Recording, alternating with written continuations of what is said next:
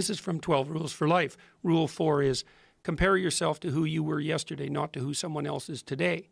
Yes. Because you need to have a hierarchy of improvement. You need to be aiming for something. And that means you're going to be lesser than people who've already attained along that dimension. Yes. And that can give rise to envy. So the question is, who should you defeat in the final analysis? And the answer is you should defeat your former self. You should be constantly trying to do that. And you're the right control for yourself too, because you're the one who's had all your advantages and disadvantages.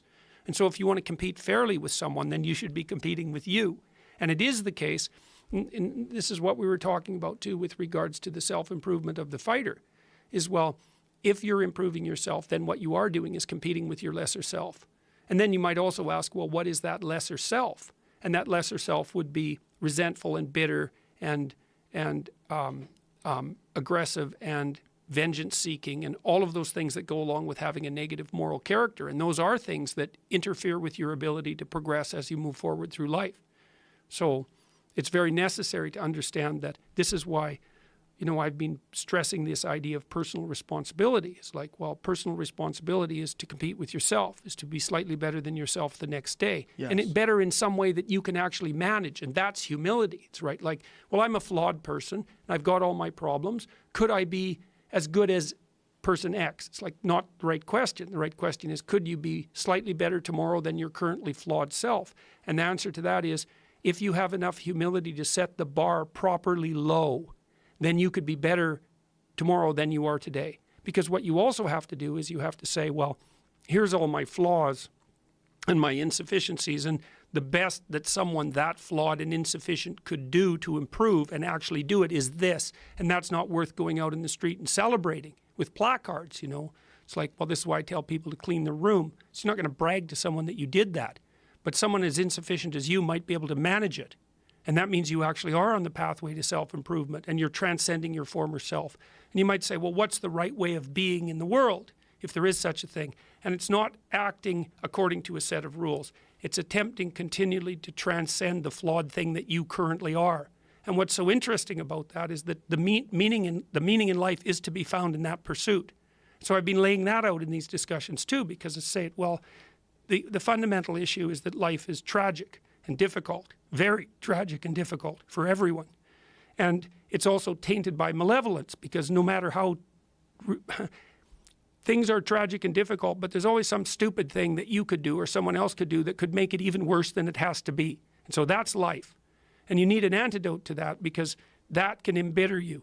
Constant contact with that. Just the tragedy, but the tragedy combined with betrayal and malevolence, that makes it even worse, especially if it's self-induced. Okay, so you need something to set against that so you don't get bitter and resentful. Well, what do you set against that? Doing something worthwhile, by your own definition, say. You need some reason to get the hell out of bed on a terrible day because you've got something good to do. Well, what's the best thing you can do? Transcend your current wretched and miserable self. There's meaning to be found in that, and that's a meaning that's associated with responsibility. One of the things that I've been trying to lay out clearly is that life is hard.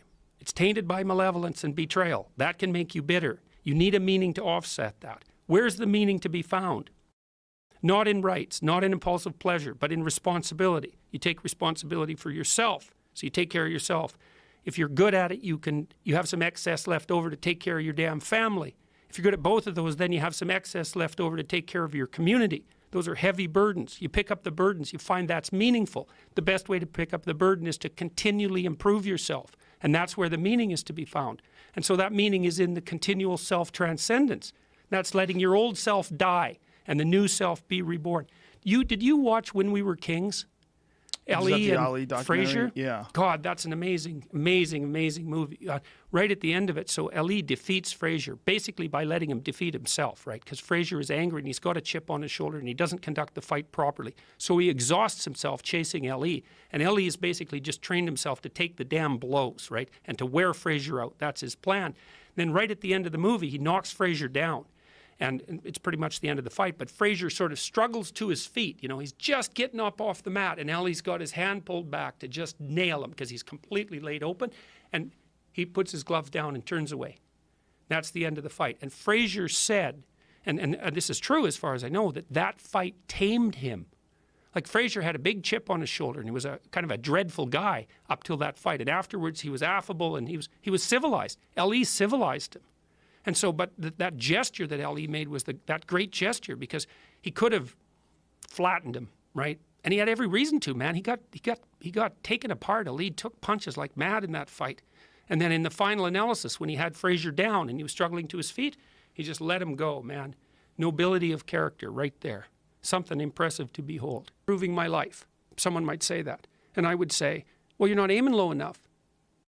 There's something you could do that you are regarding as trivial, that you could do, that you would do, that would result in an actual improvement. But it's not a big enough improvement for you, so you won't lower yourself enough to take the opportunity. Incremental steps. Yes. So this is also what is achieved through exercise. It's one of the most important. Yeah. Well, what do you do when you go and lift weights? Yeah. You don't go and, like, if you haven't Right, bench pressed before, you don't put 400 pounds on the damn bar and drop the bar through your skull. Right. You know, you think, look, when I started working out when I was a kid, I was weighed about 130 pounds and I was 6'1". I was a thin kid and I smoked a lot. I wasn't in good shape. I wasn't in good physical shape. And I went to the gym and it was bloody embarrassing, you know, and people would come over and help me with the goddamn weights. Here's how you're supposed to use this. You know, it was humiliating. And maybe I was pressing 65 pounds or something at that point. You know, but what am I going to do? I'm going to lift up 150 pounds and injure myself right off the bat? No, I had to go in there and strip down and put my skinny goddamn self in front of the mirror and think, son of a bitch, there's all these monsters in the gym who've been lifting weights for 10 years and I'm struggling to get 50 pounds off the bar. Tough luck for me. But I could lift 50 pounds. And it wasn't very long until I could lift 75. And, well, you know how it goes. And I never injured myself when I was weightlifting. And the reason for that was I never pushed myself past where I knew I could go. And I pushed myself a lot. You know, I gained 35 pounds of muscle in about 3 years in university. I kind of had to quit because I was eating so goddamn much I couldn't stand it. I was eating like 6 meals a day. It was just taking up too much time. But there's a humility in determining what it is that the wretched creature that you are can actually manage. Aim low. And I don't mean don't aim, and I don't mean don't aim up. But you have to accept the fact that you can set yourself a goal that you can attain, and there's not going to be much glory in it to begin with. Because if you're not in very good shape, the goal that you could attain tomorrow isn't very glorious. But it's a hell of a lot better than nothing, and it beats the hell out of bitterness, and it's way better than blaming someone else. It's way less dangerous. The New Testament, it's called the Matthew Principle, and economists use it to describe how the economy in the world works. To those who have everything, more will be given. From those who have nothing, everything will be taken. It's like what's very pessimistic in some sense, because it means that as you start to fail, you fail more and more rapidly. But it also means that as you start to succeed, you succeed more and more rapidly. And so you take an incremental step and, well, now you can lift 55 pounds instead of 52.5 pounds. You think, well, what the hell's that? It's like, it's one step on a very long journey. And so it starts to compound on you. So a small step today puts you in a position to take a slightly bigger step the next day. And then that puts you in a position to take a slightly bigger step the next day. And you do that for 2 or 3 years, man, you're starting to stride. Dark place. And I'm a dark person. And here's some things that this dark person in this dark place could do. Little things that they could actually do. I'll clean up my damn room. I'll make my bed. I don't know how many people have come and told me. It's so strange. They said, well, I started making my bed and that made all the difference. It's like, well, yeah, you decided to aim up, man. And the first concrete instantiation of that was that you made your bed. And you think, well, that's nothing heroic. It's like, no, but aiming up is heroic. That's something. And then lowering yourself to the point where you're not above the mess in your room. You know, you're not superordinate to that. You lower yourself so that you straighten up. You're grateful for what you have right in front of you and you take care of it and you put it in order. It's like all of a sudden things start to get better. And it's so wonderful to be doing this tour because that's what this tour has been about for me. It's not political. I never talk to people after the talks, for example. I talk to about 150 people a night. We never talk about anything political. It's always this. I wasn't doing very well. I'm putting my life together. I'm getting along better with my father. I'm getting along better with my wife. I'm getting along better with my kids. I've got some meaning in my life. Thanks a lot. It's way better. Order. People have asked me in my book why I wrote it as an antidote to chaos, you know, because, well, there isn't anything technically wrong with chaos. Chaos is a place of great potential. Well, the question is, what's the proper what's the proper balance between chaos and order, chaos, potential, and order? Well, the answer is, look, when you're a kid, you're all potential. It's chaotic potential. It can manifest itself in any number of ways. And maybe you don't want to give that up. So you're like Peter Pan. You want to be a kid forever because you don't want to give up the potential. And you look out in the world and all you see are Captain Hooks, you know, who've lost a hand, who are chased by death because that's the clock in the crocodile. It's already got a taste of him. He's terrified by death and he's a tyrant. Well, I don't want to grow up to be that. So I won't be disciplined at all. Well, that's no good because the way the potential transforms itself into actuality is through discipline. And so then you, as you said, this is the trick though. You have to pick a path of discipline.